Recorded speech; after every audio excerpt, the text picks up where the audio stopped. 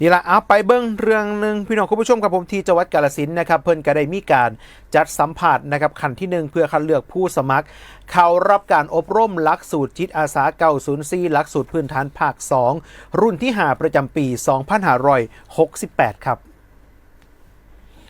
นายสนันท์ พงษ์อักษรครับผู้ว่าราชการจังหวัดกาฬสินธุ์เป็นประธานในการสัมภาษณ์ขั้นที่1ครับเพื่อคัดเลือกผู้สมัครเข้ารับการอบรมหลักสูตรจิตอาสา904นะครับหลักสูตรขั้นพื้นฐานภาค2รุ่นที่5ประจำปี68ณศูนย์อำนวยการจิตอาสาพระราชทานจังหวัดกาฬสินธุ์ชั้น2สารกลางจังหวัดกาฬสินธุ์นะครับเพื่อที่จะพิจารณาจัดลำดับเข้ารับการสอบสัมภาษณ์ในขั้นที่2ที่ศูนย์อำนวยการจิตอาสาพระราชทานภาค2สโมสรรวมเรื่องใช้อำเภอเมืองจังหวัดนครราชสีมาโดยมีหัวหน้าส่วนราชการข้าราชการกำนันผู้ใหญ่บ้านและนักเรียนนักศึกษาเข้าร่วมสัมภาษณ์ที่นี่70 คนครับค่ะ